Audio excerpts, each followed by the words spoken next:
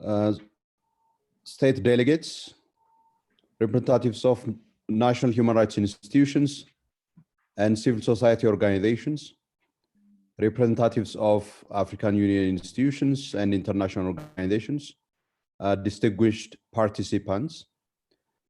A very warm welcome once again to the 6th day of the 66th ordinary session of the African Commission on Human and People's Rights. This is the public segment of the 66th ordinary session. Today, we will continue with agenda item number 3. This is the agenda on the situation of human rights in Africa, with a particular focus on human and people's rights in the context of COVID-19. As distinguished members of the Commission, all colleagues, as well as distinguished participants have been following, over the course of the past 5 days, we have been receiving statements of states parties to the African Charter on Human and People's Rights, ACHPRs, and civil society organizations, as well as international organizations. Much of the statements that we have been receiving have highlighted the various measures that states parties to the African Charter on Human and People's Rights have deployed in an effort to contain the spread of COVID-19. This is in accord with the requirements of the African Charter on Human and People's Rights, which under Article 1 requires state parties to adopt relevant measures to protect citizens and people residing within their jurisdiction from any threat that poses to their rights. And in this context, of course, the threat to the health and life of people. While we are appreciative of the efforts of member states in mobilizing various public health response measures, including those social distancing measures by way of curtailing movement of people, imposing curfews, in some instances through the declaration of state of emergency or state of disaster, the imposition of total lockdowns. The statements both from states parties to the African Charter on Human and People's Rights, but importantly, those from NHRIs and civil society organizations have underscored and highlighted in what has become a very consistent way the emergence of a wide range of human rights issues of concern as a result of not only COVID-19, but most importantly, as a result of the nature of the response measures and the way those response measures have been enforced. And these have given rise to a lot of concern for the people who have been affected by the violations resulting from these actions, for citizens who have been affected not only by COVID-19, but also importantly by the COVID-19 response measures that have affected them very seriously, including in terms of forcing them to make difficult choices between dying from COVID-19 or from starvation as their livelihoods are decimated. We have also heard and listened the impact in particular of these measures on the most vulnerable among us, whether this takes the form of excessive use of force leading to the loss of life. It is the poor among us who have to struggle on a daily basis by going to work to earn a daily wage and a daily um, livelihood, who have been affected by excessive use of force or by the abuses of security forces in the name of enforcing these measures, or whether the spike in sexual violence or gender-based violence. It is women and girls who have been mostly affected by these developments, whether the lockdown interfering with or disrupting humanitarian support for IDPs or migrants or refugees. It is the most vulnerable, once again, who are bearing the brunt of this situation. Again, it is those working in the informal sector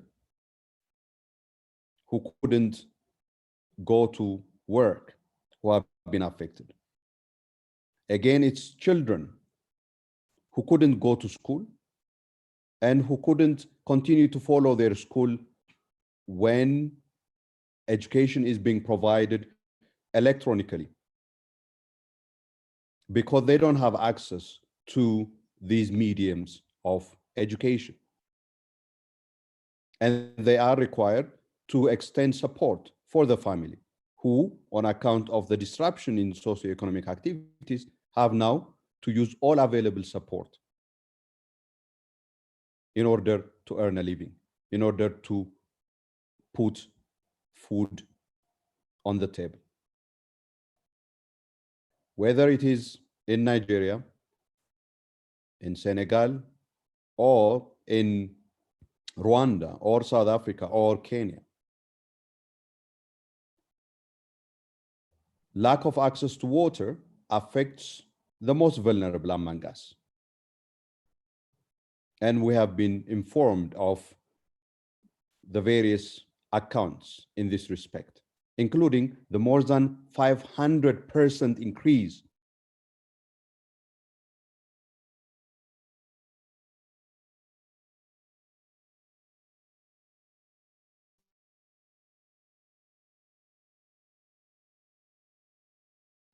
These are the kinds of accounts that we have been listening. And these accounts do not give us any comfort at all. If at all, they have given us the alarm that this situation should be managed before we have what is a health crisis descends into a widespread human rights crisis on the African continent. So we will continue to hear about the experiences of various countries and the human rights issues arising therefrom. As we do so, I would like now to call on the first speaker from State Party to the African Charter on Human and People's Rights, and that is the State of Eritrea. If my brother, Mr. Biniam Berhe, is with us, the head of the Delegation of Permanent Mission to the African Union and UNECA, I'm happy to once again welcome Mr. Biniam to this to this 66th ordinary session of the African Commission. The State of Eritrea is a regular participant of our session. Once again, we welcome their participation.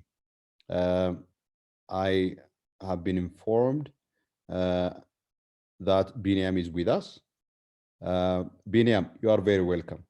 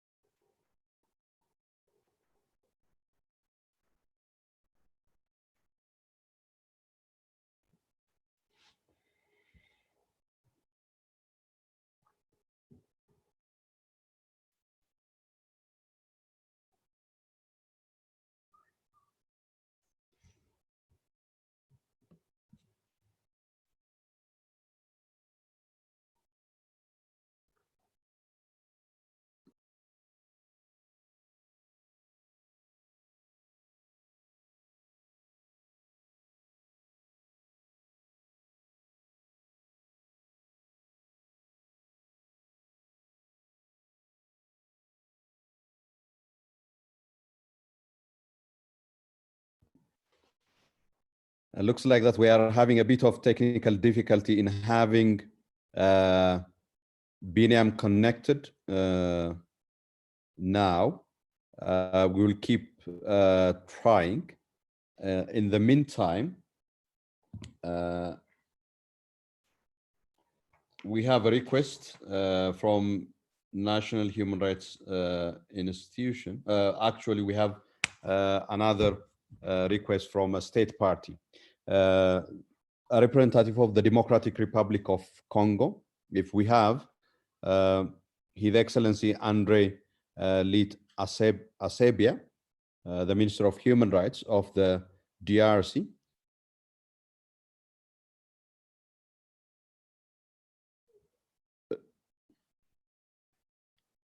Do we have the Minister of Human Rights of the Democratic Republic of the Congo?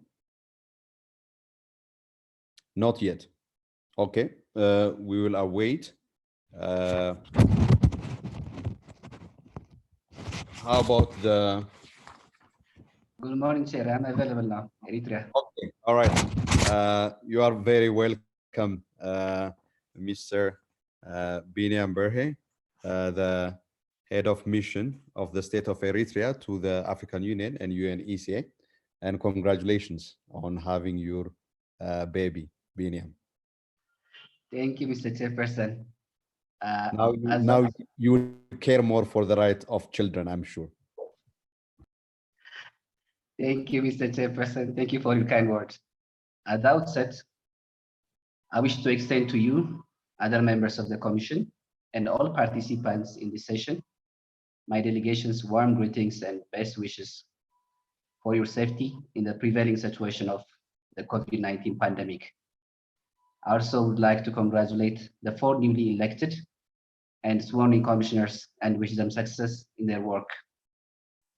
Understandably, this session and the agenda item on the situation of human rights in Africa are focused on the COVID-19 pandemic, which has created deep effects in our continent and the world at large. The pandemic is unprecedented in recent history, is not only challenging global health systems, but is accompanied by a deep economic downturn with serious impacts to the ideals of humanity. The dearth of concrete understanding in regards to its origin, nature, and treatment, the ease of transmission, has caused panic across the globe. The loss of lives, the destruction of economies and livelihoods witnessed in many countries, even those countries with much better capacities than our continent, is terrifying. In a few months after the pandemic was detected in Africa, 600,000 people have tested positive and 13,000 people have lost their lives due to the COVID-19 pandemic. The trajectory of the pandemic in our continent remains unknown and is a major challenge for objective consideration.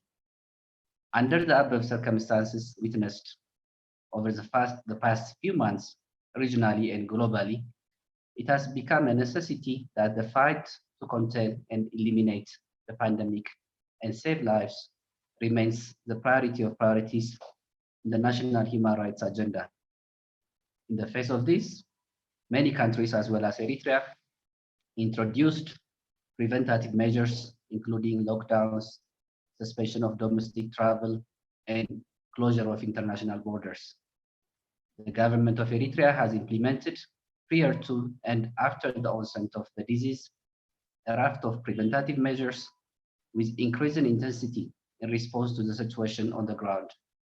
Accordingly, the high-level government task force on COVID-19 mobilized, coordinated, and organized nationwide capacity, which enabled Eritrea to curb the dissemination of the disease. Similar structures up to the community level are well functioning. The measures include the stay-at-home policy that's gradually and carefully easing, but still in force. The population complied with the measures without the need to employ enforcement mechanisms. The strategy also incorporated active tracing and quarantining of immediate contacts of those diagnosed positive. Eritrea registered its first COVID-19 case on 21 March 2020. Initially, the number reached 39, the overwhelming majority being persons who flew into Eritrea and were put under compulsory quarantine.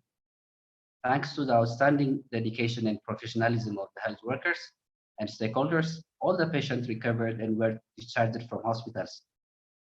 The short respite was interrupted with detection of positive cases in Eritreans who returned to the country. To date, 251 cases have been detected overall, 155 of whom have fully recovered and discharged. There has not been no fatality associated with the disease. While a comprehensive assessment of the experience in fighting the pandemic is to be made in the future, the following values and factors that date to the experience of national liberation struggle and consolidated as during the nation building process are worth mentioning.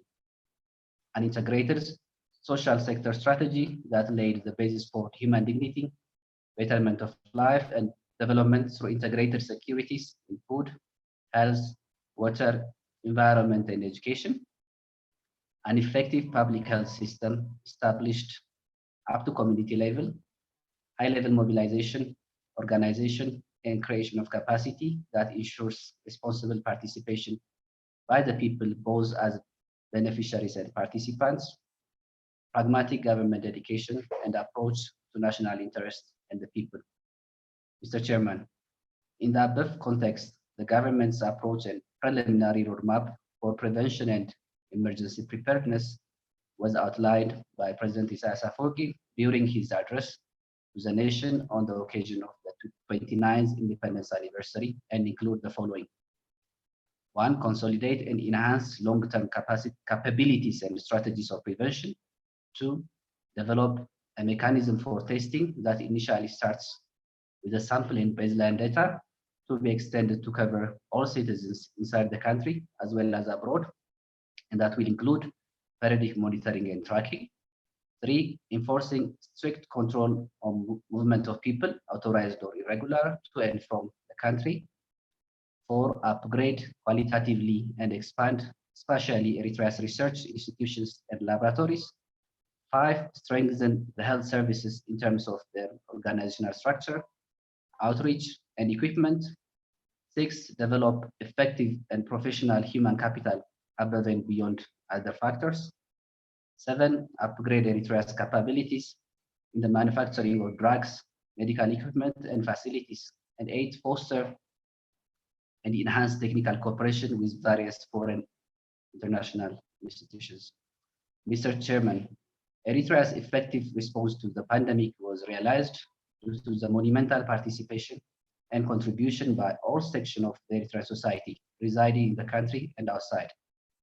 They demonstrated their age-old culture of solidarity and burden sharing and contributing millions of dollars to beef up the government's preventative capacity, monetary and in-kind contribution to support vulnerable sections of the society continue to flow over the past 5 months. While taking the lockdown measures, the government ensured unhindered continuation of major developmental projects, the manufacturing sector, agriculture, and food production, trucking, mining, and maintaining the safety and security of the country. Moreover, Eritrea has sustained the provision and utilization of essential health services, while no or little reduction in antenatal care, health capacity, health facility delivery, and immunization, etc. During the past months of the pandemic, as of last week, 11th grade and tertiary level students have resumed their studies under strict physical distancing and sanitary conditions. Mr. Chairman, in spite of the pandemic, it's very essential to note that the countries of the region are expanding the process of consolidating the new dynamics of regional peace, security, and development for mutual benefit, and significant progress has been achieved so far in a short period of time. Moreover, cognizant of the cross-boundary effect that the COVID-19 pandemic has and the challenges of prevailing locust invasion in the East Africa region, the Eritrean government is closely working with neighboring countries for mutual benefit. I wish to conclude my statement by reiterating Eritrea's commitment to strengthen constructive engagement and cooperation with the African Commission on Human and People's Rights. Thank you. Thank you very much, Mr. Biniam, for presenting the statement of the State of Eritrea. We agree with you that the trajectory of COVID-19 in Africa remains unknown, which means that it requires continued vigilance to ensure that its impact is limited, particularly in terms of the scourge that it can cause on the health and life of people. We also recognize with appreciation the measures that have been adopted in Eritrea in order to contain the spread of the virus, and the fact that no fatalities have been registered as a result of COVID-19 in Eritrea. We also note the strategies that have been outlined by Eritrea in the context of COVID, but also as a strategy for prevention and containment of public health emergencies. We do acknowledge also the effort for resuming various activities. In this respect, we note in particular the resumption of school activities for grade 11 students, as well as at a tertiary level. And we agree that this has to be done on the basis of observing social distancing and applicable sanitary measures. We do, at the African Commission, feel that the statements that the African Commission have issued in relation to COVID-19 remain relevant and continue to be the most important guidance for states to ensure that as they put people in quarantine, as they limit freedom of movement and other activities, that they do so with strict compliance with the various principles and standards of the African Charter. Also by ensuring the provision of mitigation measures, as well as allowing accountability mechanisms so that when violations do occur, those accountability mechanisms take the necessary corrective measures. All of these are important to all states, parties to the African Charter, and we do hope that the state of Eritrea also takes account of and follows those statements of the African Charter, notably the statements from 28th February and 24th March 2020. Thank you very much once again, Mr. Biniam, for that statement. Do we have the representative of the Democratic Republic of Congo? Not yet. Okay. I would like to request that we take the statement of Zimbabwe Human Rights Commission. Do we have the representative of Zimbabwe Human Rights Commission? Not yet. How about the Human Rights Commission of Zambia? Do we have a representative of the Human Rights Commission of Zambia? Not yet. Okay. Over the course of the past couple of days, we have been trying to connect with ERND, represented by Innocent Bisimwa, with observer status number 498. If we have Mr. Innocent Bisimwa, representative of ERND, non-governmental organization, happy to receive the statement of Mr. Innocent Bisimwa on behalf of ERND. We don't have indication of the presence of the representative of ERND. How about AIDS and Rights Alliance for Southern Africa? AIDS and Rights Alliance. Okay. We have the representative of AIDS and Rights Alliance for Southern Africa. This is the NGO with observer status 436.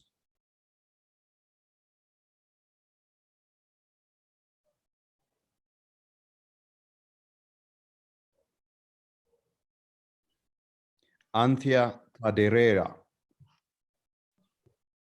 Present. Please proceed. You are welcome. Thank you, Honorable Chair. Honorable Commissioners, Your Excellencies, representatives of African states, esteemed colleagues, all protocols observed. We would like to begin by congratulating the newest members of the African Commission on their appointments. We recognize that you take up these posts in the midst of the challenging COVID-19 pandemic, with its associated socio-economic crises that threaten to roll back key human rights advancements and curtail the vital work of civil society. We look forward to continued fruitful collaboration between the Commission and civil society in the entrenchment of the full spectrum of human rights in Africa in this African decade for human rights.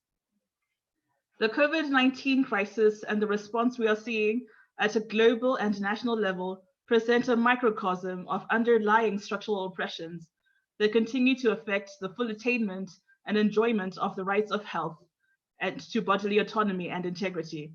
We are yet again reminded of the pivotal role that inequalities based on race, gender, and class play in putting marginalized groups at heightened risk of just falling through the cracks.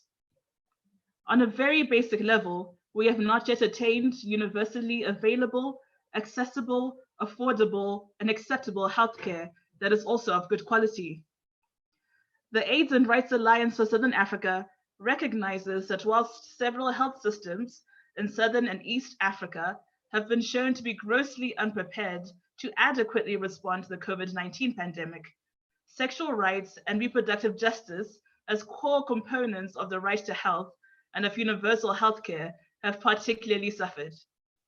The securitized response to what is a public health emergency has contributed to restricting access to services. The ability of women, key populations, and others to travel in order to access basic and essential sexual and reproductive health care has been hampered by the risk of excessive use of force by the police at multiple checkpoints, who are enforcing stringent regulations. These regulations were often drafted with little popular consultation or regard for the material socio-economic conditions of the populations at large, or adequate regard for the state of local health systems. We call on states to adopt regulations and approaches to the pandemic that are grounded in public health and human rights approaches, and that are sufficiently responsive to local conditions so as to be fit for purpose. Honorable Chair, the ongoing COVID-19 pandemic does not alter the ongoing need for and the right to maternal health care, access to well-trained OBGYNs or midwives with adequate PPE, access to modern contraceptives, access to abortion and post-abortion care, access to HIV testing and counseling, to ARVs and to other basic services. Access to reproductive and sexual health services such as family planning have been adversely affected. Many countries have temporarily stopped or reduced provision of these services, while supply chains for condoms, contraceptives, and other commodities have been affected. Restrictions on the number of people permitted at healthcare centers, the closure of non-essential services or outreach services, and the overburdened health systems have resulted in decreased access to comprehensive SRHR essential health services for marginalized populations. The 2020 Global AIDS Update, recently released by the UNAIDS, indicates that based on the global aggregate of data reported to it, most global targets for 2020 will be missed, partly as a result of inadequate resource investment. We therefore call on all African states to recognize the centrality of sexual and reproductive health and rights in the attainment of the right to health. We also remind them of the commitments of the Abuja Declaration and the commitment to increasing domestic funding for health in Africa. I thank you, Honorable Chair.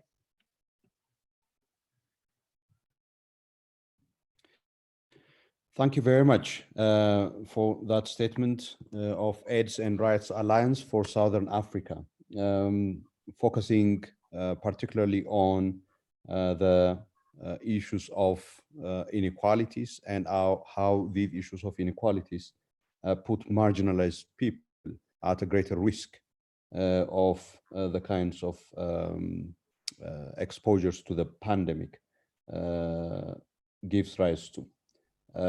Also of note is, of course, the impact of the regulations that have been instituted by states parties to the African Charter, particularly in terms of access to sexual and reproductive health services by women, children, and other sectors of society who need these services. Of concern, of course, is the nature of the regulations, particularly the lack of regard of these regulations to the conditions of local context and the needs of various sectors of society, characterized by a one-size-fits approach of these regulations and how they have been securitized and enforced. We also take note of, and indeed this is another area of concern, the disruption of supply chains, which has led to lack of access to critical medical supplies, including condoms and other sexual and reproductive health medical supplies. We indeed, at the African Commission, recognize that the Abuja Declaration, which requires states to have a significant portion of their revenue dedicated to the provision of health and the right to health, remains relevant and important, more so in this context of COVID-19 and the public health pandemic. Thank you again. Do we have initiative for social and economic rights? Initiative for social and economic rights.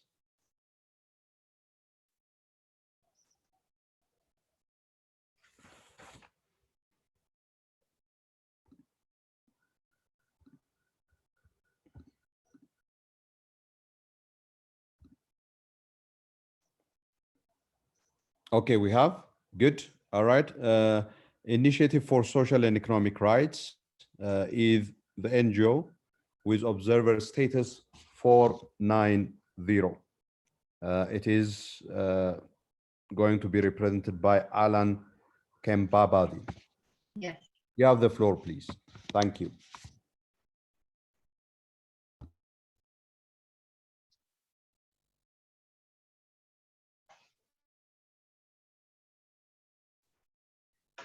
Please proceed.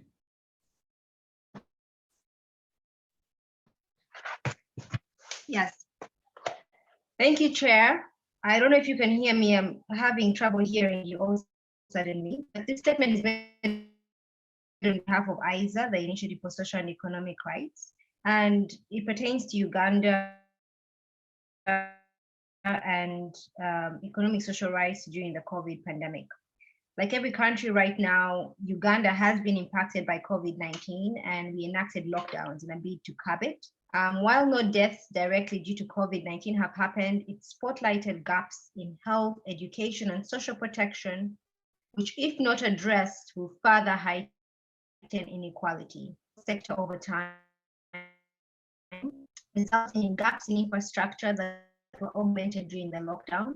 And these gaps resulted in children and mothers lost, deaths at the provision of health facilities, ambulances, medical equipment, particularly for the most vulnerable, persons with disabilities, people in remote. And amidst the persistent underfinancing of the health sector over the last couple of years, we've seen a proliferation of private actors in health, but their unregulated expansion particularly when they exist in lieu of public options, has been detrimental to accessibility. We've seen them continue to violate patients' rights, charging exorbitant fees and detaining patients who fail to pay.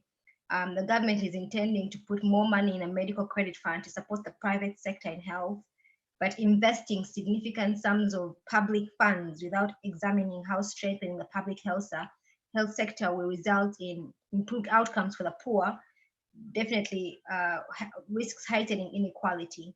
In education in Uganda is in crisis right now.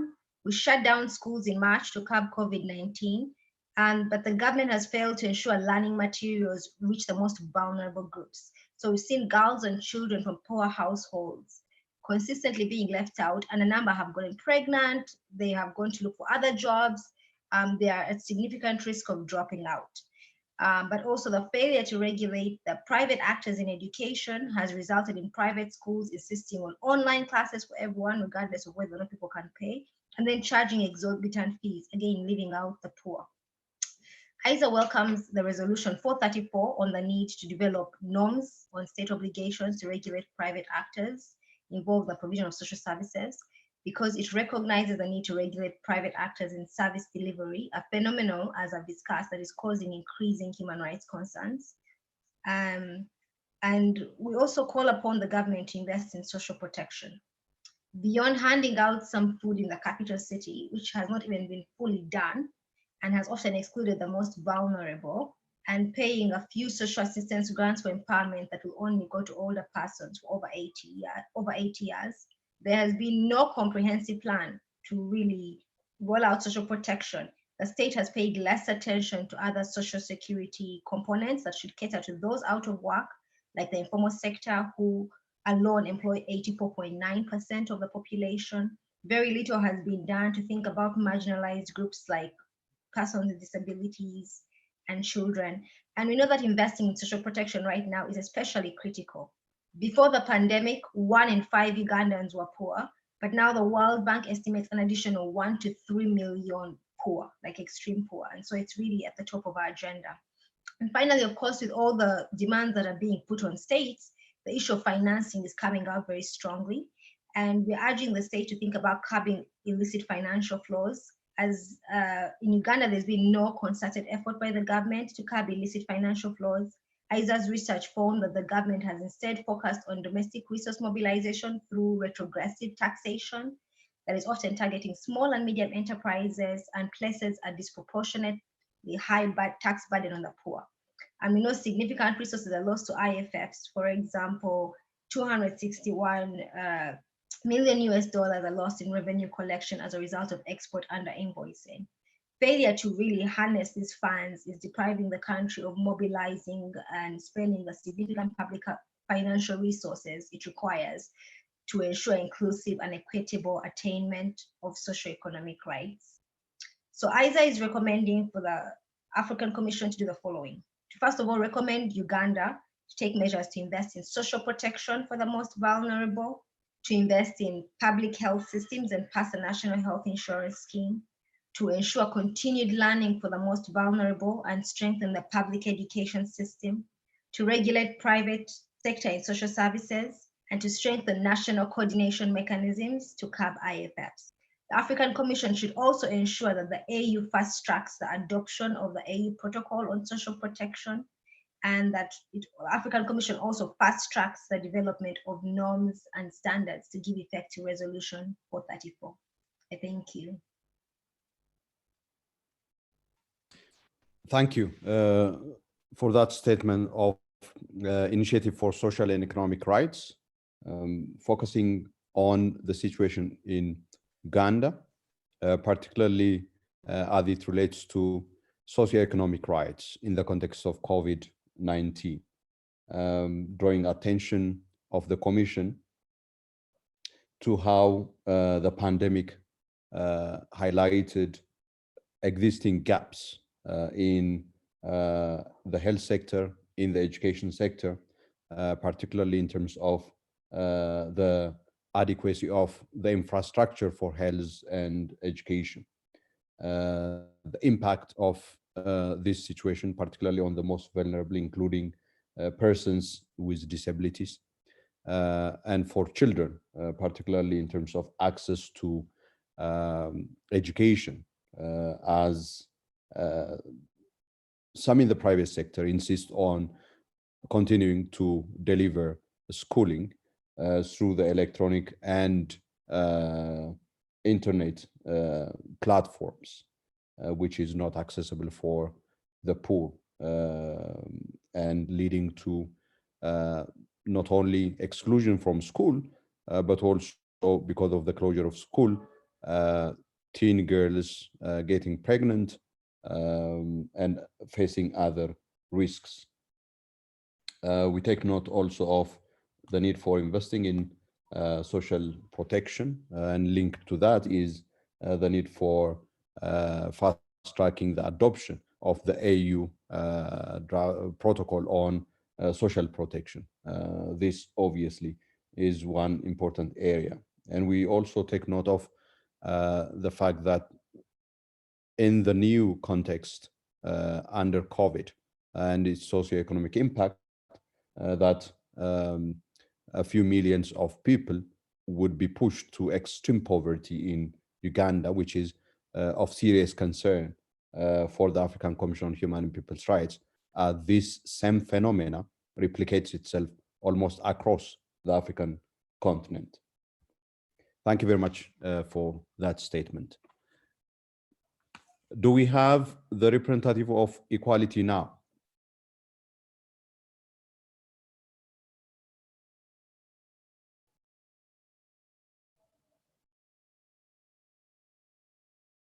Okay.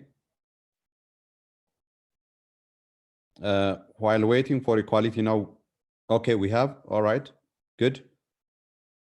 I do hope that the representative of Equality Now, which is the NGO with observer status 281, is with us. Kindly take the floor. Put the mic and the video on and take the floor. Thank you. Thank you, Honorable Chairperson. Honorable Chairperson of the ACHPR, commissioners, state party representatives, fellow civil society representatives, honored participants. The current COVID-19 crisis has led to an unprecedented spike in cases of violence against women and girls in Africa. School closures and extended school holidays, as is being witnessed in many African countries due to the pandemic, have occasioned a rise in cases of FGM and child marriage in practicing communities across the continent. The breakdown of community surveillance systems due to social distancing guidelines, curfews, and lockdowns, and the fact that governments are currently prioritizing COVID-19 response efforts have provided an enabling environment for the practice to continue without detection.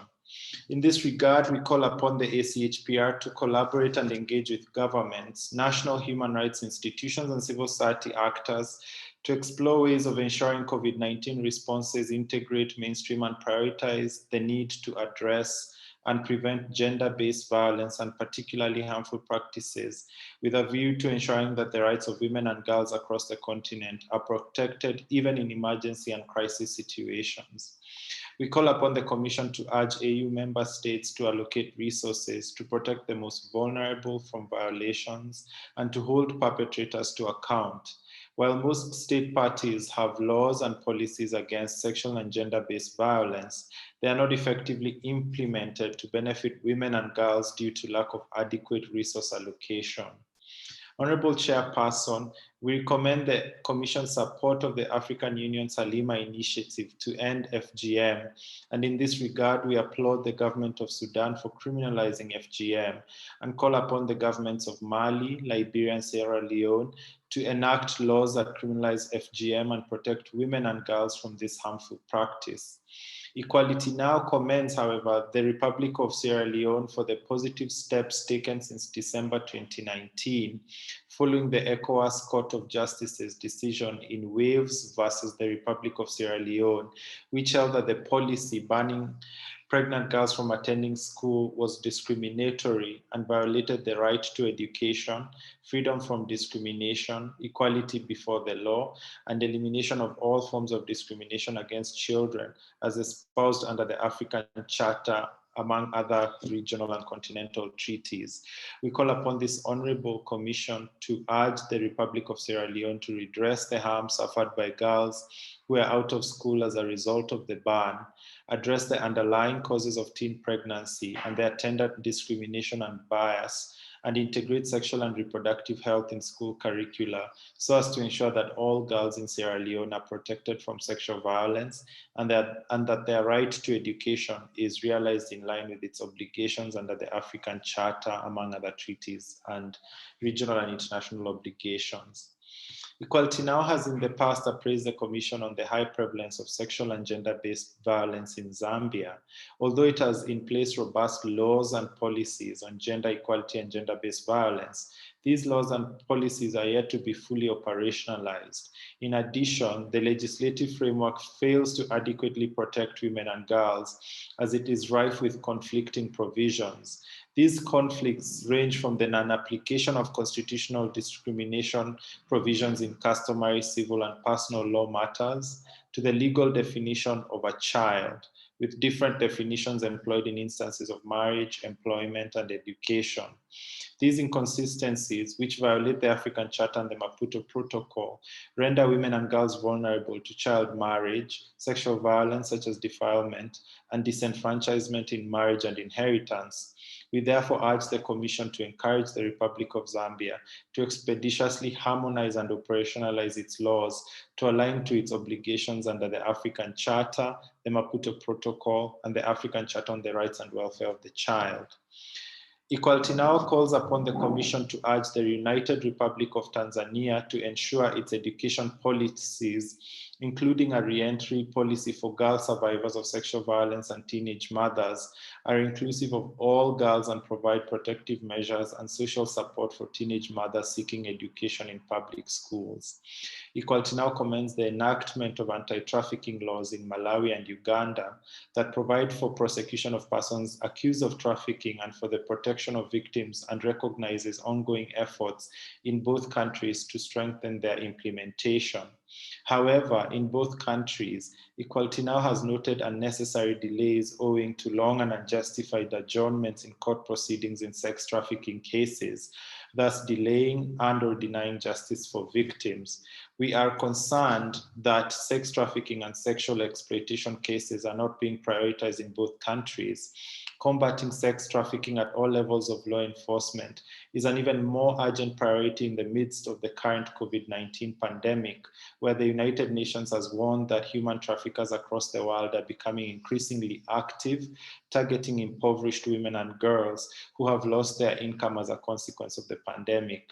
When victims and their families cannot trust the courts to deliver justice, it undermines the power of the law and emboldens offenders to continue exploiting and abusing with impunity.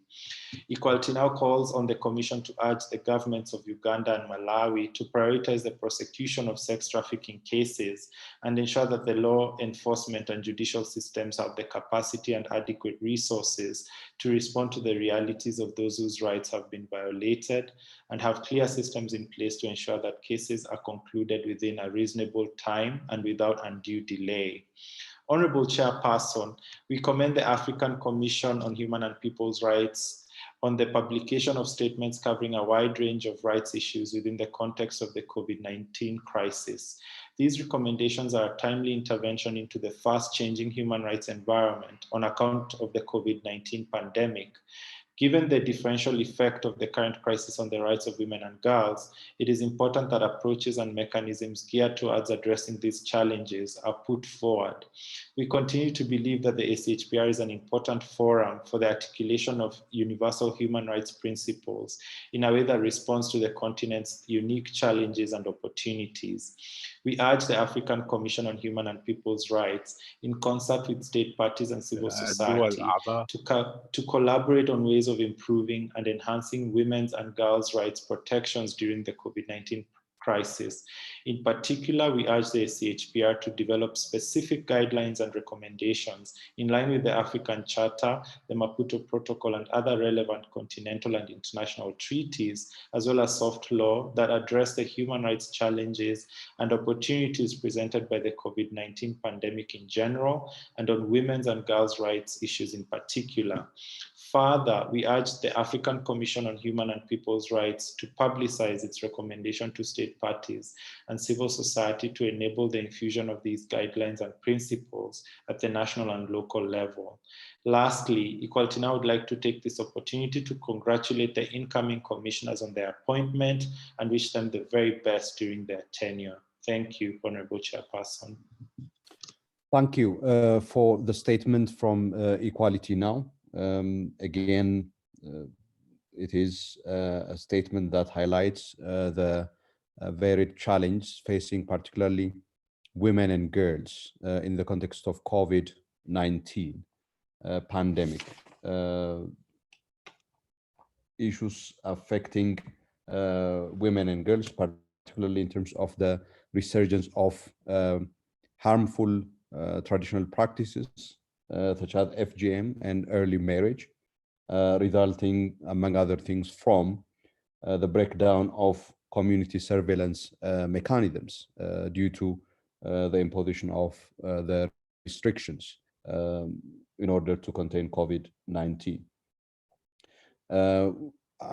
It's important that Equality Now also brought to our attention a very positive development in Sudan, which have adopted a law criminalizing FGM.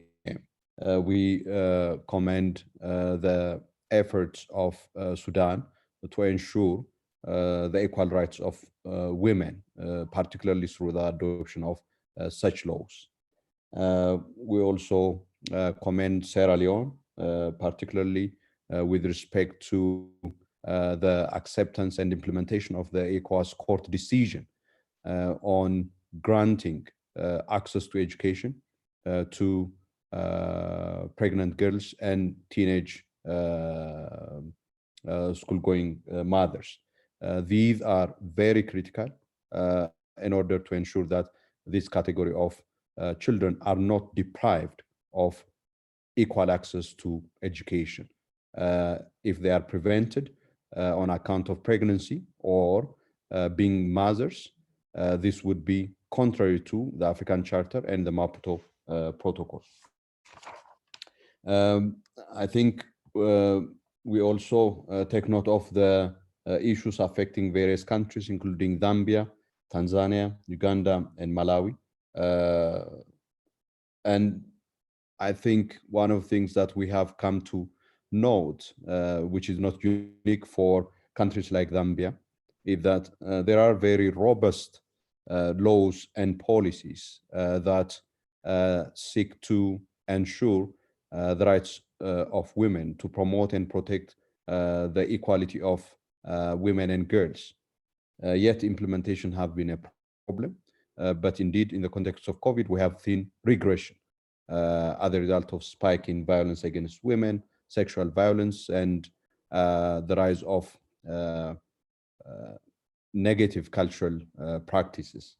We therefore face a very serious challenge as a human rights system, particularly in terms of upholding the Maputo Protocol on the rights of women, and indeed the African Charter on the rights and welfare of the child, particularly for the girl child. Thank you once again for that statement. Do we have the representative of the Democratic Republic of Congo? Okay, it looks like that. The Minister of Human Rights of the Democratic Republic of Congo is with us. Minister, you are welcome, and thank you for joining this 66th ordinary session of the African Commission. Kindly put the mic and the video on and present your statement.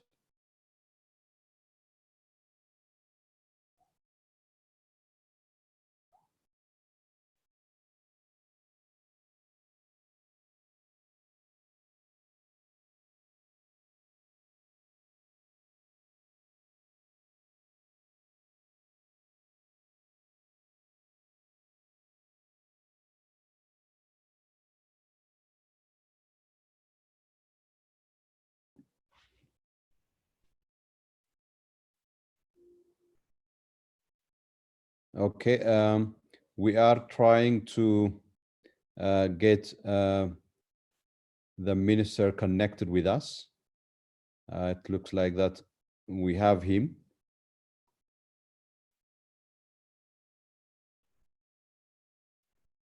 Okay, Minister.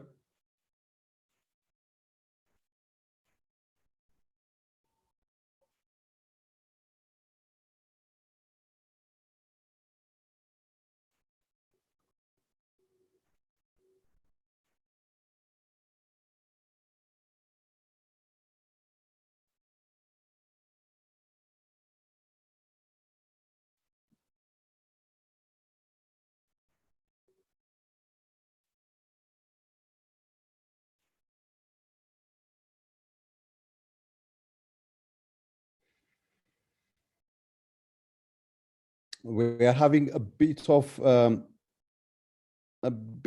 problem in getting the Minister of Human Rights of the DRC connected with us. We'll continue to have the minister connected with us, but in the meantime, let's check if we have. Okay. Excellent. We have the minister. Okay, Minister, you are welcome. Okay, thank you.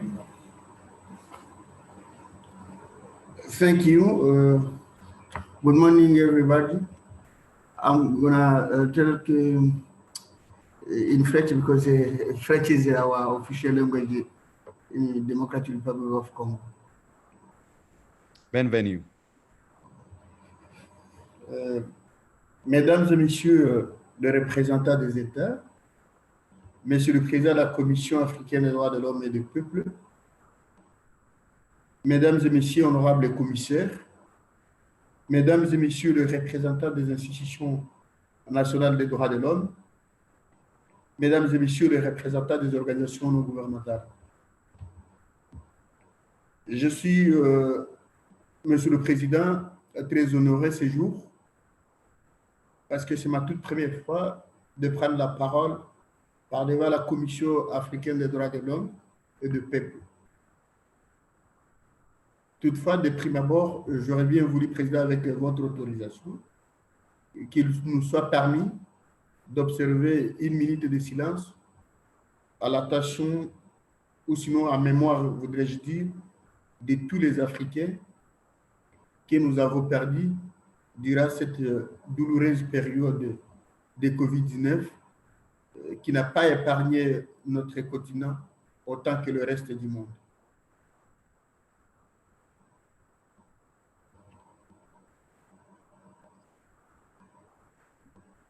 Minister, we are happy to join you in observing the minute of silence.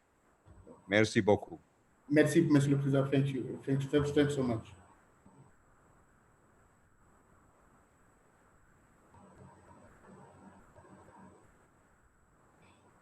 Merci pour cette marque de sollicitude, Monsieur le Président. Je suis particulièrement honoré, encore une fois, à ma qualité de ministre ayant les droits humains dans ses attributions en RDC, de prendre parole ces jours pour représenter mon pays à cette 66e session ordinaire de la Commission africaine des droits de l'homme et des peuples, organisée dans un contexte que tout le monde connaît, un contexte particulier, dû au fait de la pandémie du Covid-19 qui a mis pratiquement le monde entier en genoux. Avant de commencer, j'ai saisi également cette occasion qui m'est offerte pour souhaiter un fructueux mandat aux 4 nouveaux honorables commissaires récemment élus. On ne le dira jamais assez, l'Afrique a aujourd'hui besoin des hommes et des femmes capables de regarder les choses en face, de dire ce qui ne va pas. Et dans ma conviction, à titre personnel, et je voudrais insister là-dessus, l'impulsion donnée à partir de la Commission africaine des droits de l'homme et des peuples est très importante dans une Afrique qui se recherche, dans une Afrique qui espère vivre mieux demain qu'aujourd'hui, où les droits civils, politiques seront respectés, assez compris les droits socio-économiques et culturels, et même les droits de l'homme dit de troisième génération. Et le travail que fait les différents commissaires, comme ce que fera le tout nouveau qui vient d'être élu, sera d'une importance capitale, même en perspective de l'agenda 2063 de l'Union africaine, qui nous prédispose à une prospérité partagée et qui puisse profiter naturellement à nos pays respectifs. Monsieur le Président, mon pays, comme le reste du monde, on l'a dit tantôt, n'a pas été épargné par cette pandémie. Et c'est depuis le 10 mars 2020 qu'un premier cas a été confirmé, et à ce jour, la situation épidémiologique représente un cumul de 8199 cas confirmés, dont 4248 guéris, ce qui est une très bonne chose, et 193 décès dans les 14 provinces touchées sur les 26 provinces que compte notre pays. Dès le début de cette crise, de façon prémonitoire, Son Excellence, Monsieur le Président de la République, avait mis en place un comité multisectoriel de la riposte contre la COVID-19, avec pour mission, bien évidemment, de mener une guerre sans merci contre cette pandémie sur l'ensemble du territoire national. Il s'agit d'un organe technique qui conseille le gouvernement dans la prise de décision en fonction des données techniques et recueillies sur terrain. Il convient de noter par ailleurs que le chef de l'État, par l'ordonnance numéro 20/014 du 24 mars 2020, avait proclamé un état d'urgence qui continue à être renouvelé jusqu'à présent pour une période de 15 jours successifs. Ces actes qui ont permis au gouvernement, devront-on les souligner, de faire face à cette situation, tant il est vrai que personne n'y était préparé. Et déjà, à partir de là, vous pourriez deviner avec moi les craintes du reste légitime de certains partenaires qui sont de la société civile dans la plupart, de voir que cette situation ne puisse amener à des conséquences beaucoup plus graves, je dirais même imprévisibles. Mais jusqu'à ce jour, avec l'aide de Dieu, la situation semble être sous contrôle. Monsieur le Président, Mesdames et Messieurs les commissaires, s'agissant des droits de l'homme pendant cette période de crise, à terme de leur respect, tous les efforts sont fournis de façon constante, de façon non compromissoire, pour que nous puissions stopper la propagation de cette pandémie, ainsi que ses effets néfastes dans la vie de la population et celle de bien d'autres secteurs de la vie nationale. Et c'est dans cet ordre que plusieurs mesures ont été prises, notamment 1. La libération de plus de 1200 détenus, en tout cas 1200 détenus, à travers les différents milliers carcéraux, excusez-moi, que nous avons en République du Congo, parce qu'ici, chez nous, nous avons une particularité. Vous avez les milliers carcéraux où il n'y a que des civils, et vous avez également les milliers carcéraux dédiés aux militaires et aux assimilés. 2. Un état d'urgence a été décrété sur l'ensemble du territoire national et réduisant par le fait et de façon temporaire certains droits civils et politiques à travers notre pays, notamment les libertés de réunion et de manifestation. Mais fort malheureusement, certaines ONG n'ont pas trouvé mieux que de choisir ces moments particulièrement difficiles, en mobilisant des milliers de personnes dans les grandes villes comme Kinshasa, Lubumbashi, Kananga, en violation des mesures sanitaires strictement restrictives. Et d'ailleurs, il faut ajouter, à plus de ces ONG, le parti politique.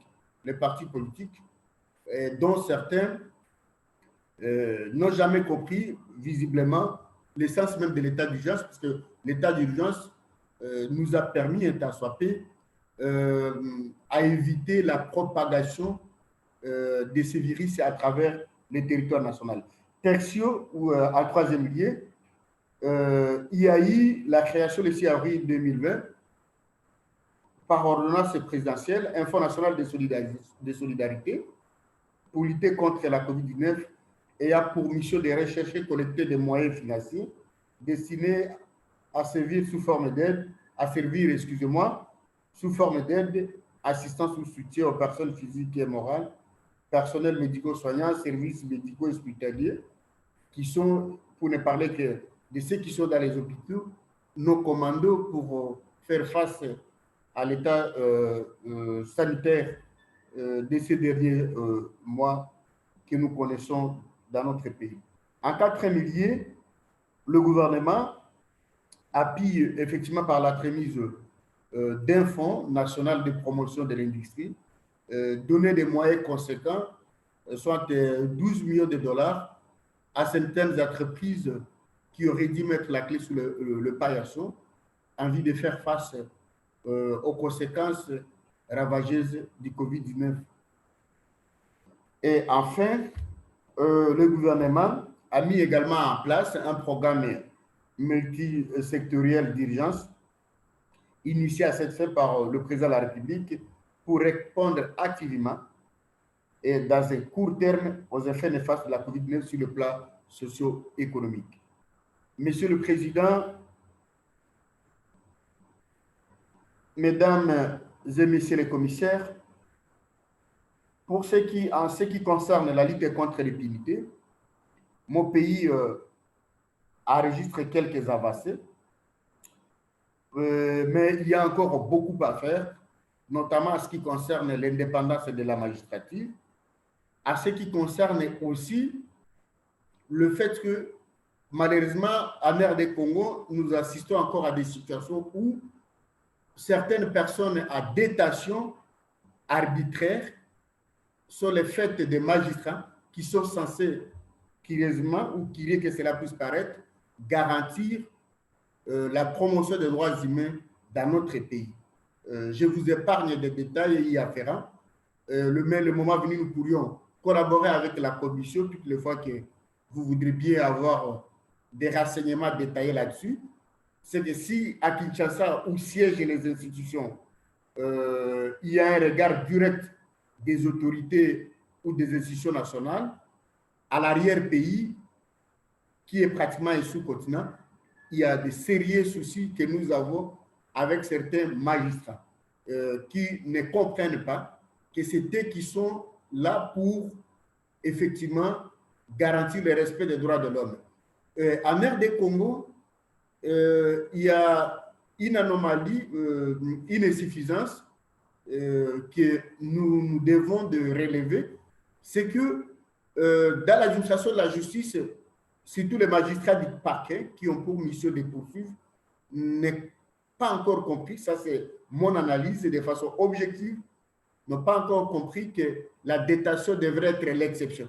Il arrive malheureusement dans notre pays qu'on assiste à des situations où on arrête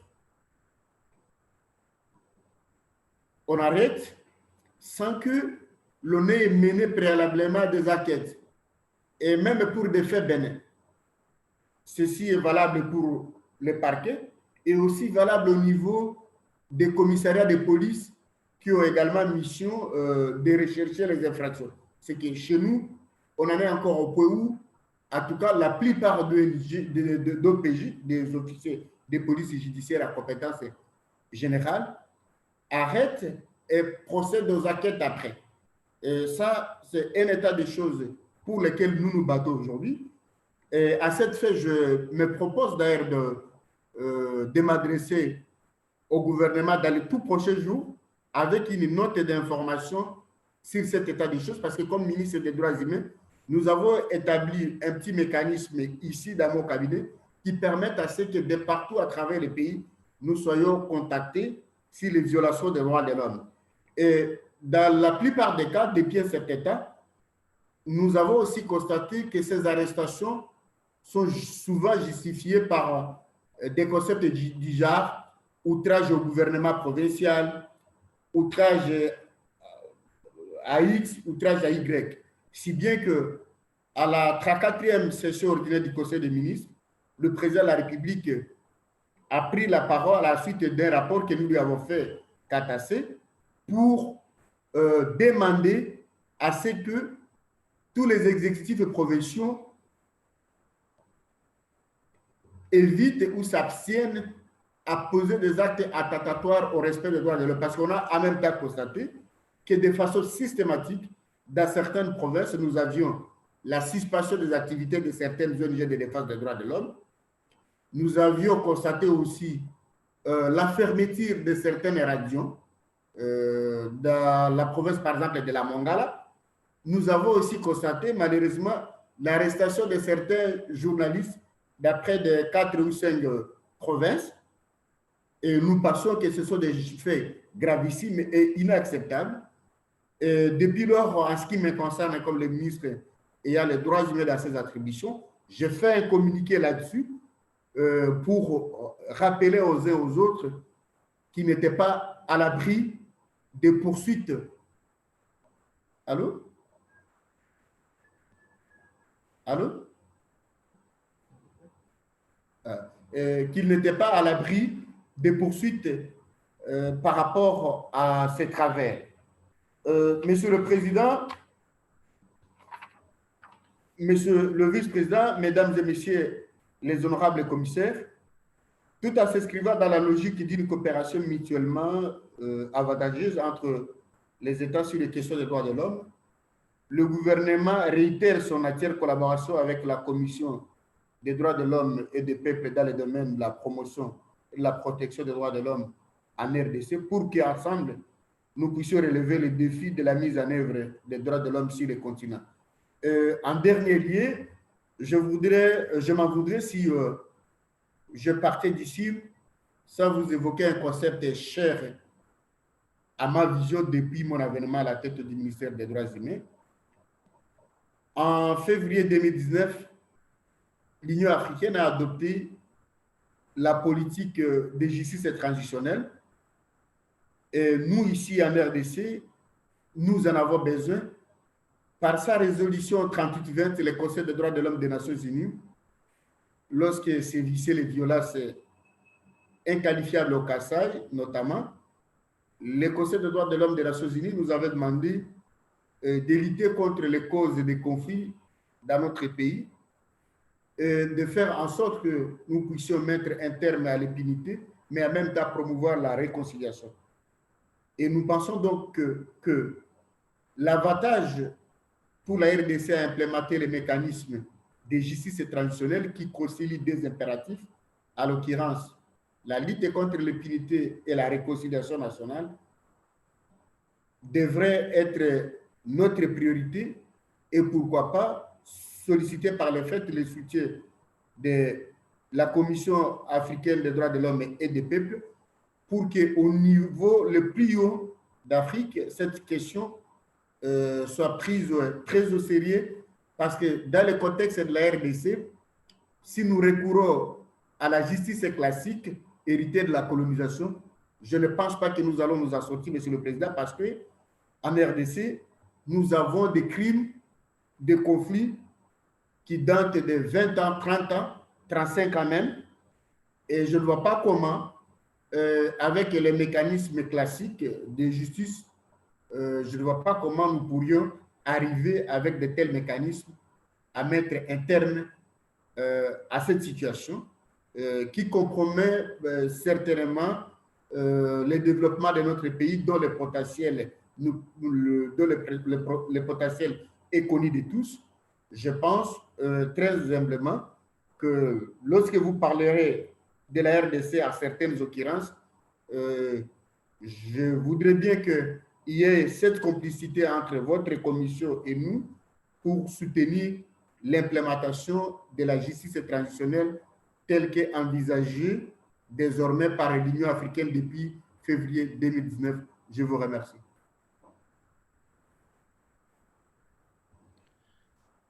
Merci beaucoup, Minister, for your statement on the situation of human rights in the context of COVID, but also outside of COVID.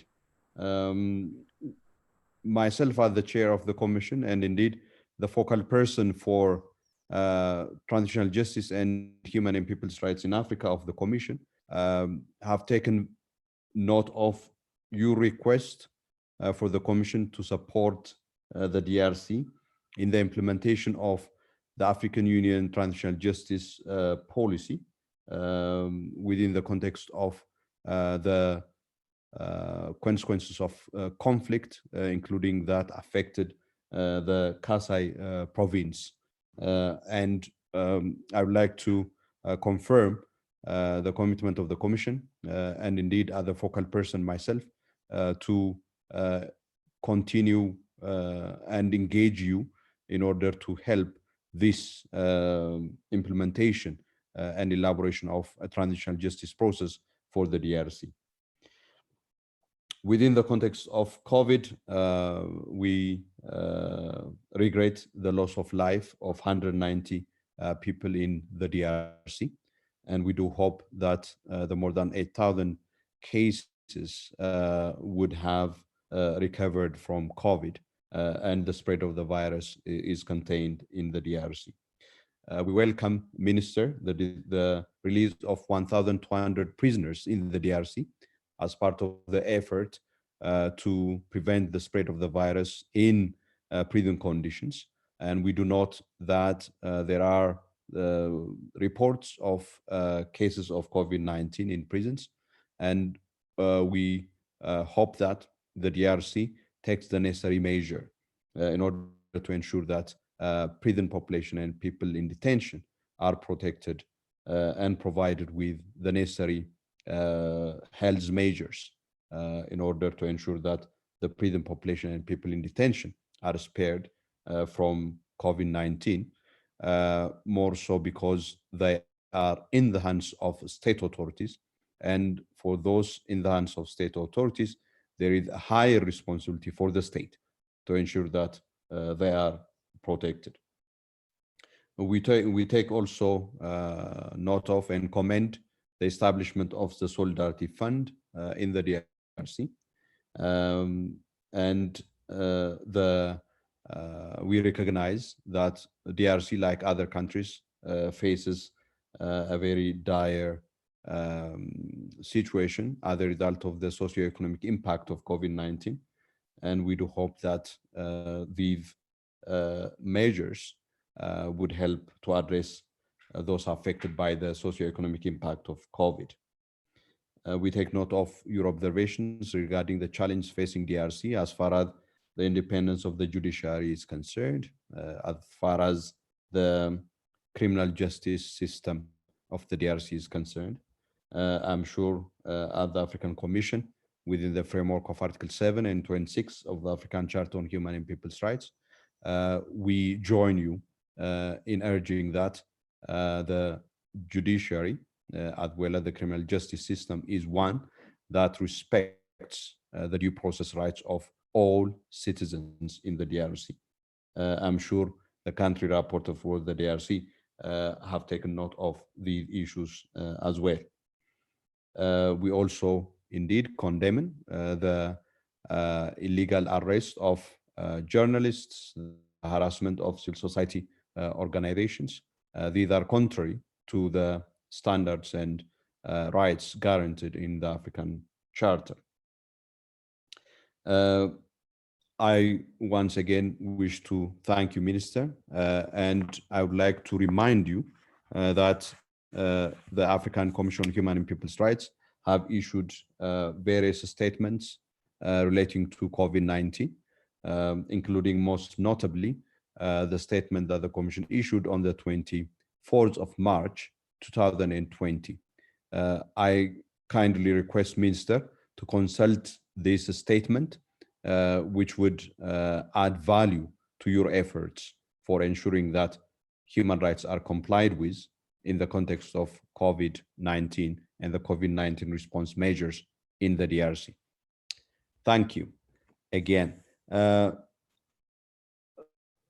Next, we will receive the statement, if we have the representatives with us, of Zimbabwe Human Rights Commission. Zimbabwe Human Rights Commission. Not yet. Dr. Mungwadi. Not yet.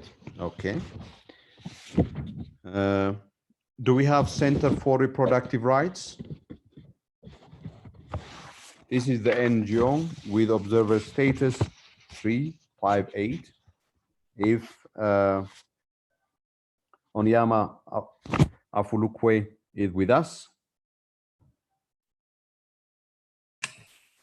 I kindly request you to take the floor. Good to see you again. Welcome to the 66th ordinary session of the Commission. Thank you.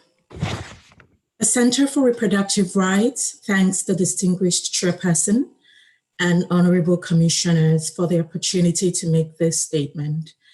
First, let me begin by commending the tireless efforts of the commissioners who recently completed their term and welcoming the commissioners who were recently sworn in.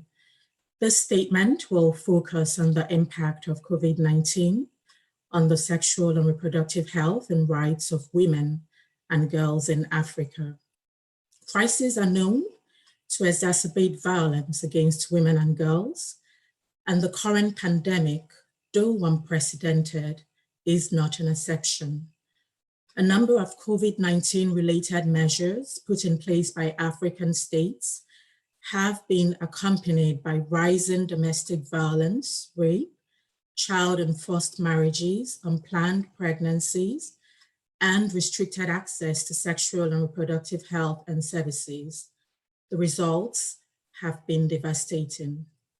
In Kenya's Machakos County, which is just one out of 47 counties in the country, close to 4,000 adolescent schoolgirls became pregnant between February and June 2020 during the country's lockdown. Approximately 200 of the girls were 14 years or younger.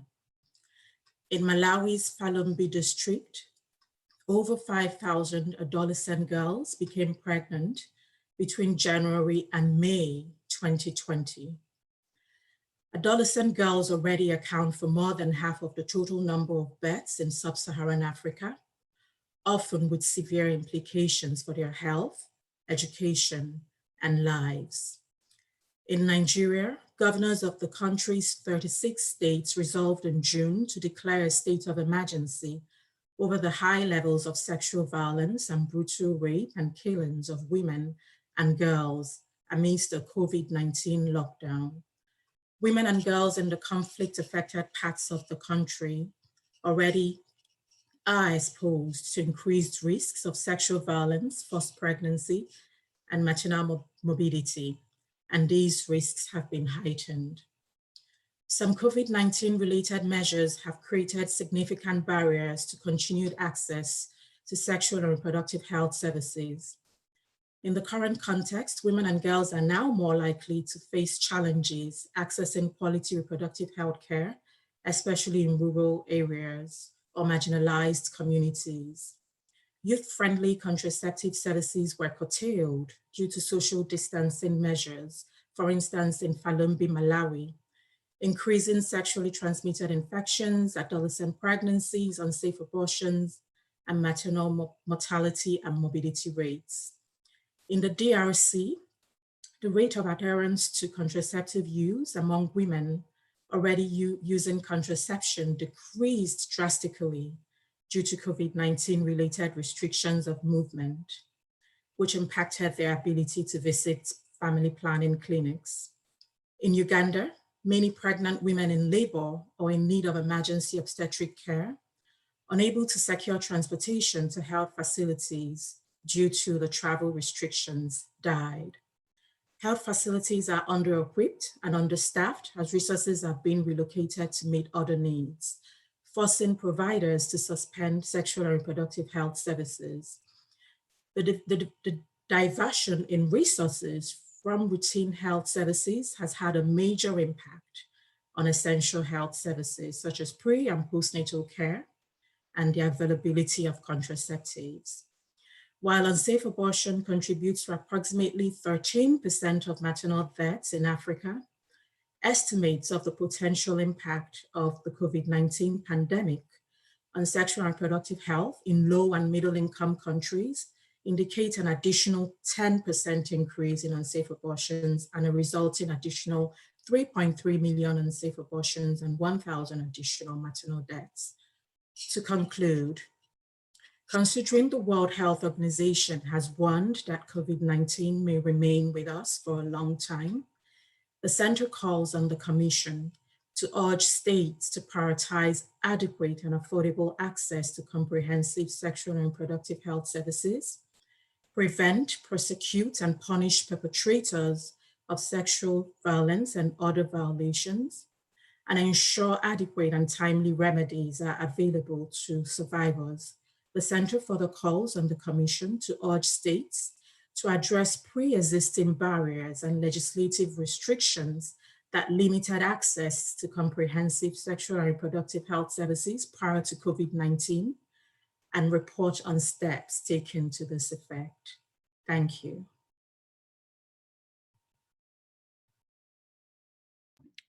Thank you for your statement for Center for Reproductive Rights, focusing on the sexual and reproductive health of women and girls.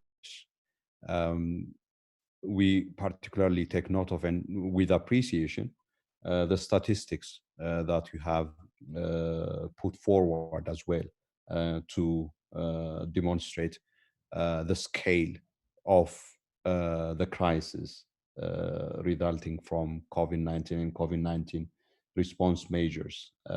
Indeed, the high increase in adolescent schoolgirls pregnancy, as you pointed out, 4,000 adolescent schoolgirls falling pregnant in the Machakos County of Nairobi is a testament to the scale of the challenge that young girls have experienced as a result of the closure of schools and the lack of alternative mechanisms, and indeed those relating to sexual and reproductive health provision in particular.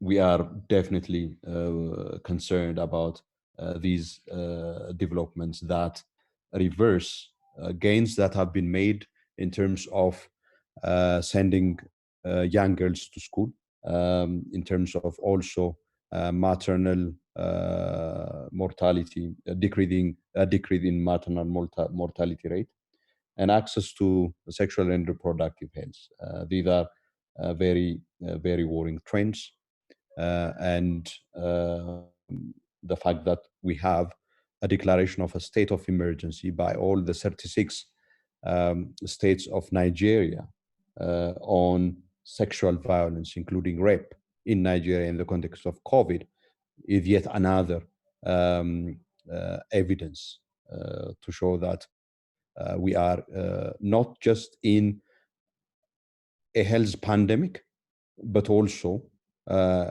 in a very grave human rights violation pandemic, particularly those affecting women and girls. The Commission would certainly continue to be seized with these issues and engage all states parties to the African Charter to elevate their efforts in order to ensure that these situations do not lead to a complete reversal and indeed negation of the gains that have been made over the years due to these very serious and concerning violations. Thank you once again. Do we have the National Coalition of Human Rights Defenders of Kenya?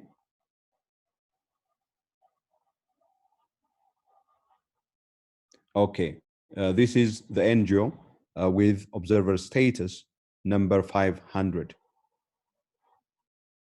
represented by Francis Ndengwa. Kindly, you have the floor, Mr. Francis Ndengwa. Thank you.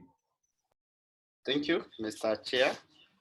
And I take this chance to welcome the new commissioners at the ACHPR.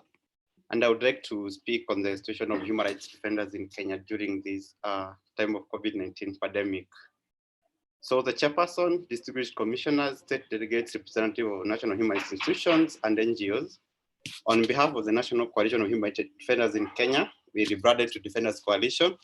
I thank the Commission for this opportunity to raise some of the key human rights defenders' concerns from Kenya during this COVID-19 period.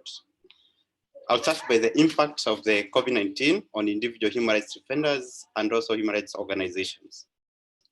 So COVID-19 has had adverse effects on the work and livelihoods of human rights defenders in Kenya that include the loss of livelihoods, increased unlawful and arbitrary arrests, as well as a psychosocial trauma. The government of Kenya has demonstrated reluctance to engage with the public and civil society to collectively address the current crisis and have been intolerant to criticism of its application measures and regulations to combat COVID-19. This has greatly affected the operating environment of human rights organizations, which continue to monitor and document increased cases of human rights violations across the country.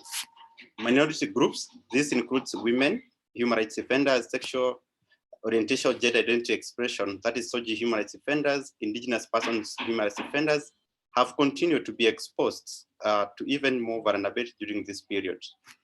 Women human rights defenders, especially as both homemakers and community champions, carry the weight of their families' well-being as that of their community members. SOGI human rights defenders have experienced heightened evictions from their houses, with people being at home more. Targeted attacks from neighbors or landlords have increased in the country. In indigenous communities, particularly the Ogiek and the Sengwer community, continue to fight for their rights. And this has seen death threats and forced evictions that have culminated by banning of homes to both communities, respectively. On impact on freedom of assembly, demonstration, and picketing, freedom of assembly has been used as a tool to criminalize human rights defenders who attempt to exercise and enjoy this freedom.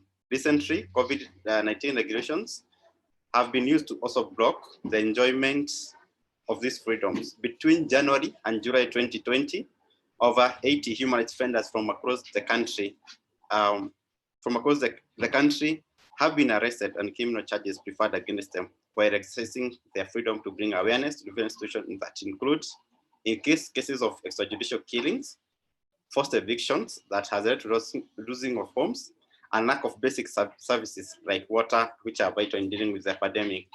It is worth to note that of these 80 that we have documented, 63 of them were arrested last week on 7th July 2020, when they were having Sabasaba March for Our Lives that was done in various counties in the country.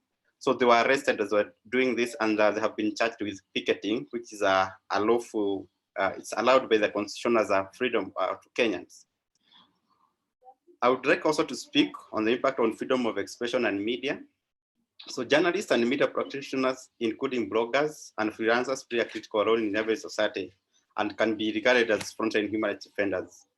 Their role in providing information in an honest and balanced manner to the general public contributes to shared consciousness as informed public and an accountable government. In Kenya, journalists were among the first individuals to suffer under police brutality in enforcing the COVID-19 measures by the government. They were arbitrarily and unlawfully arrested, harassed, beaten, and in other instances put under forced quarantine. It is also sad to note that one journalist was attacked in his home and a break-in by police officers from one of the police stations in Nairobi. I would also like to speak on the impact of freedom of association. In the midst of the crisis, the government has returned to deregister White Eagle, CBO, and environmental-based community organizations in Naivasha. This was after members of the organization led a widely publicized demonstration against grabbing one of our public access corridor to Lake Naivasha. In view of this issues we have raised above, we have several recommendations to make to the Commission. That the Commission to call on the government of Kenya to employ a human rights-based approach in exercising, enhancing COVID-19 measures and regulations. The Commission should also call on the government of Kenya to stop threatening human rights defenders by deregistering organizations at the forefront in defending human rights. The Commission to call the government of Kenya to respect, protect, and promote the rights of minorities and marginalized groups. The Commission should come up with a resolution to compel the government of Kenya to ensure safety and security of human rights defenders in Kenya during the COVID-19 crisis. Thank you very much, Mr. Commissioner, for this chance. Thank you.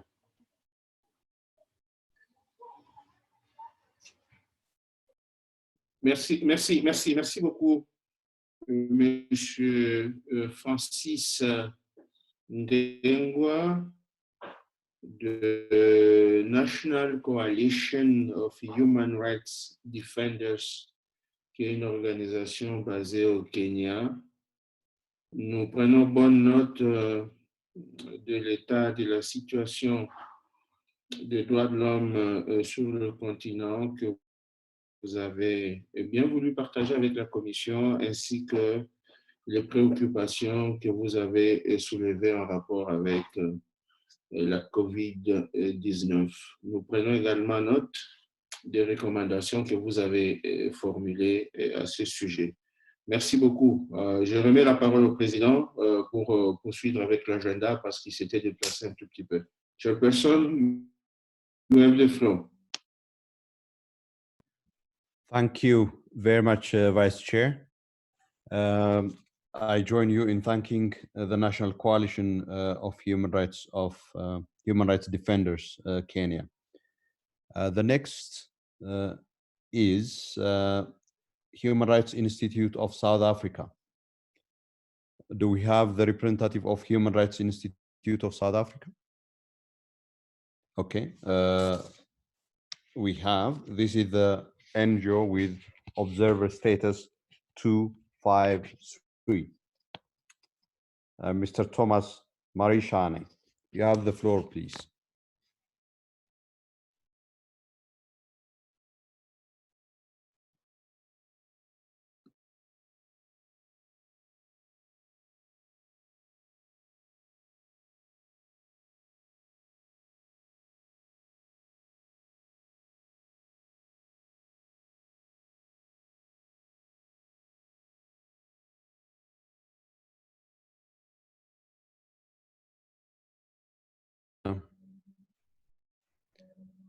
It appears that we are having a problem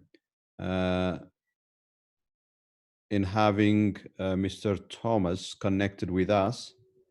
Let me ask if the representative of ERND, Mr. Innocent Bismiwa, is with us today. We have been having difficulty in having Mr. Innocent connected with us in the previous days. I don't think that we have Mr. Innocent with us. How about Zimbabwe Human Rights Commission? Okay, we have Mr. Thomas Marishane with us, the Human Rights Institute of South Africa. You have the floor.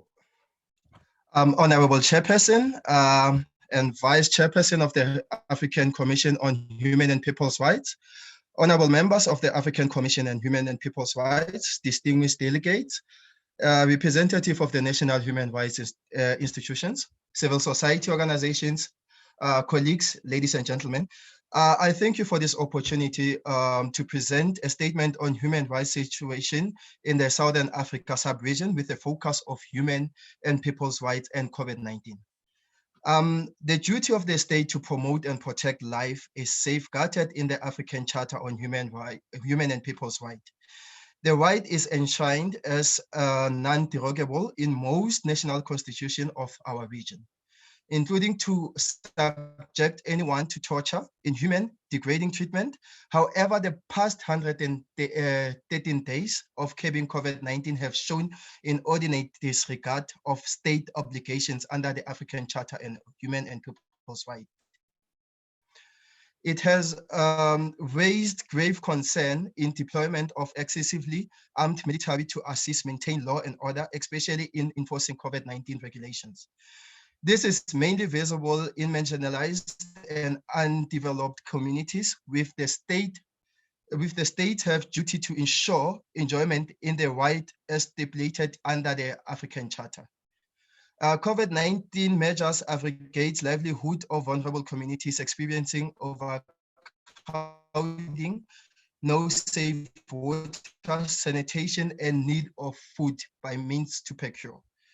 COVID-19 presents an opportunity to invoke AU's values of solidarity, unity, and compassion to help the needy and vulnerable communities survive the pandemic.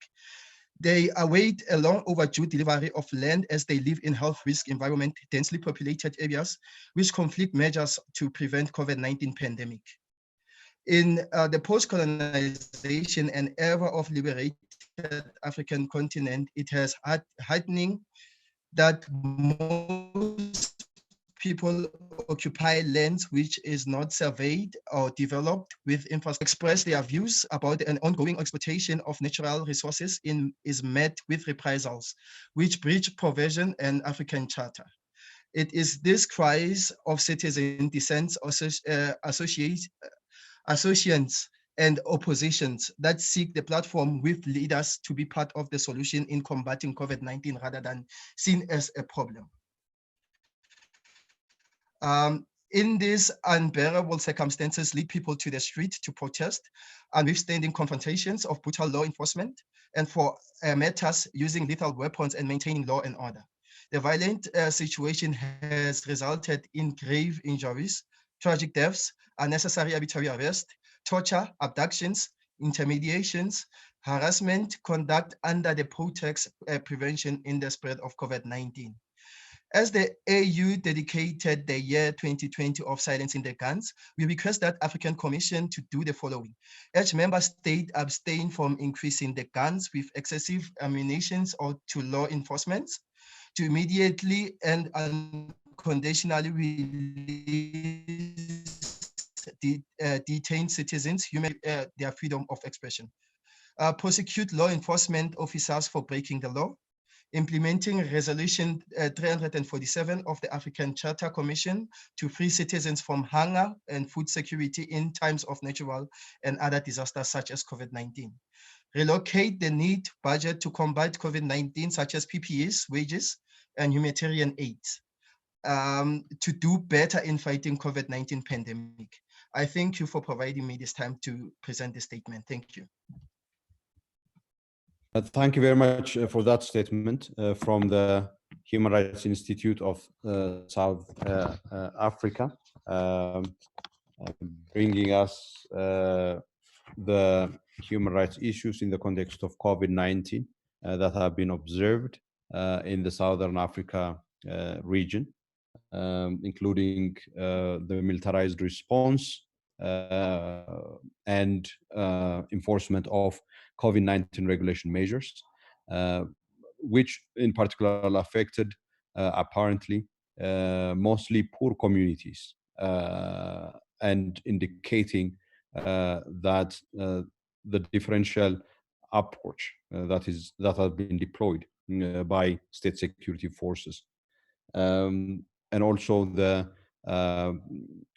confrontation that it has given rise to due to the negative impact of COVID-19 that led to the protest events and demands by the public for support and other measures.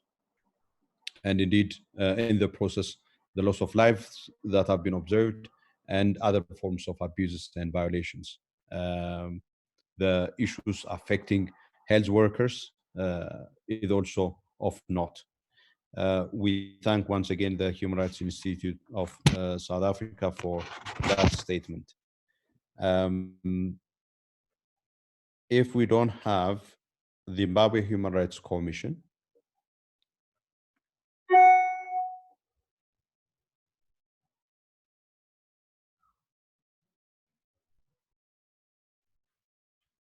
Okay.